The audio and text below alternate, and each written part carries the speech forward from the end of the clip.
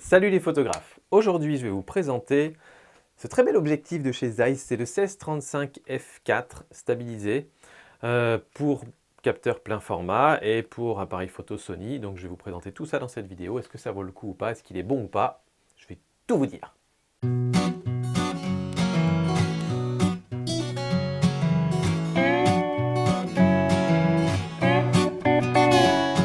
Alors, premières impressions, les premières impressions sont très bonnes, hein. Sur un objectif Zeiss, en général, il y a pas de souci.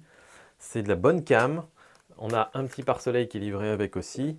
Et j'aime vraiment beaucoup, alors évidemment l'esthétique très simpliste, on va dire, des objectifs Zeiss, mais surtout la perception qu'on a avec les bagues, la bague de mise au point, c'est que du bonheur. Voilà, c'est minimaliste, mais il y a tout ce qu'il faut. Moi, ça me plaît beaucoup, j'aime bien.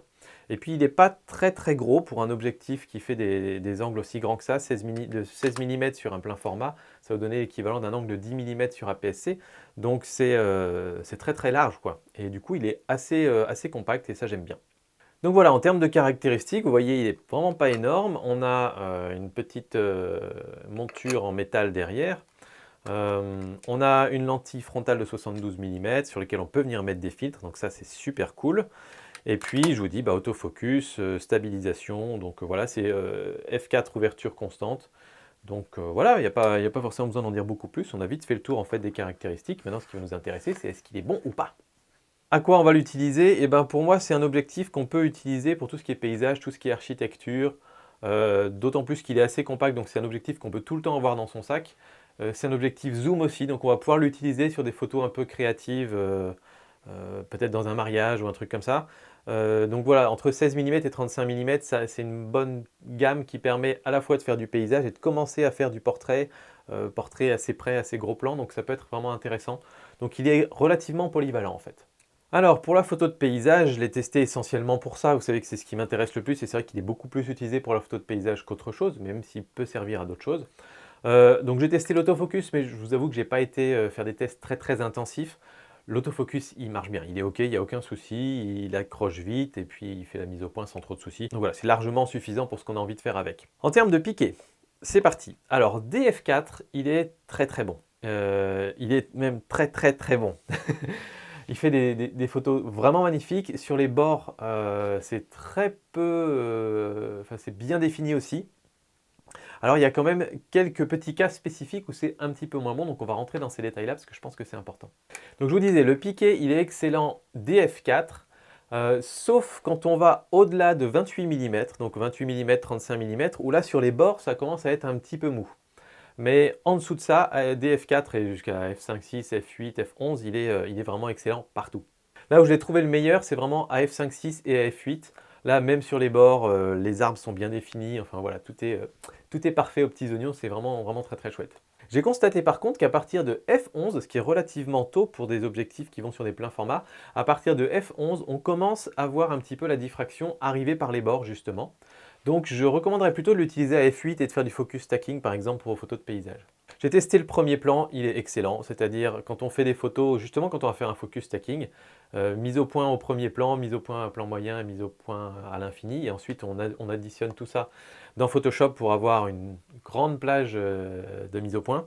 Et donc là, même au premier plan, c'est magnifique, donc vous aurez beaucoup de détails dans vos premiers plans, ce qui est quand même super important aussi en photo de paysage.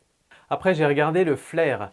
Il est très limité, il est un petit peu présent, alors c'est pas vraiment des petits points de couleur, c'est une espèce de petit arc un petit peu gris, et il apparaît, enfin en tout cas dans mes tests, il apparaissait au-dessus du soleil, c'est-à-dire souvent le flair apparaît en dessous et donc du coup ça va arriver sur la partie de votre image où il y a de la texture, où il y a plein de choses et c'est difficile du coup de l'enlever.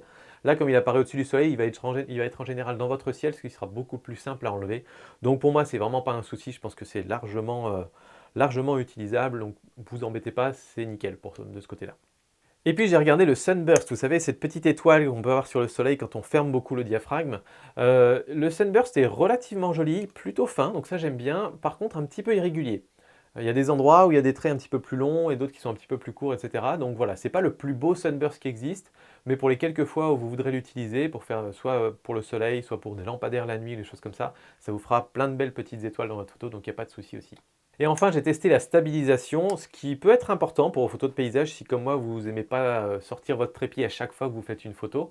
Et je l'ai testé et elle est plutôt performante, au moins 2 stops. Alors je l'ai monté sur un Sony avec un capteur stabilisé aussi, mais c'est l'addition du capteur stabilisé et de l'objectif stabilisé qui donne ces résultats, mais j'avais au moins 2 stops de stabilisation, ce qui veut dire en plus quand on est dans des grands angles comme ça, que par exemple je peux prendre une photo à 16 mm et prendre mes photos à un quart de seconde.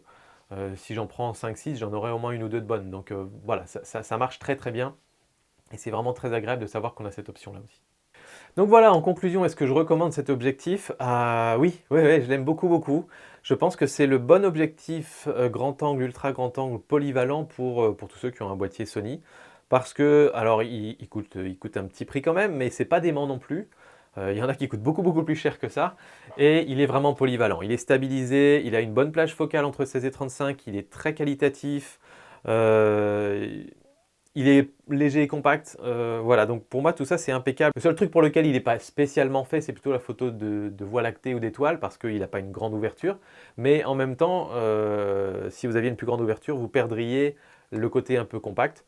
Donc voilà, moi je pense que si vous cherchez un très grand angle que vous voulez mettre dans votre sac, c'est parfait pour aller en rando, pour faire la photo de paysage, pour faire de la photo de rue, d'architecture, etc. Je pense que c'est vraiment un excellent choix, donc je le recommande très chaudement. Voilà, merci à toutes et à tous d'avoir suivi cette vidéo. Je vous invite, si vous le souhaitez, à aller voir les liens dans la description pour voir toutes les caractéristiques plus complètes et puis les prix actuels pour voir si ça vous intéresse ou pas. J'espère que ce test vous aura plu. Abonnez-vous à la chaîne, il y en a plein d'autres. Et puis, moi je vous dis à très bientôt pour d'autres vidéos. Ciao!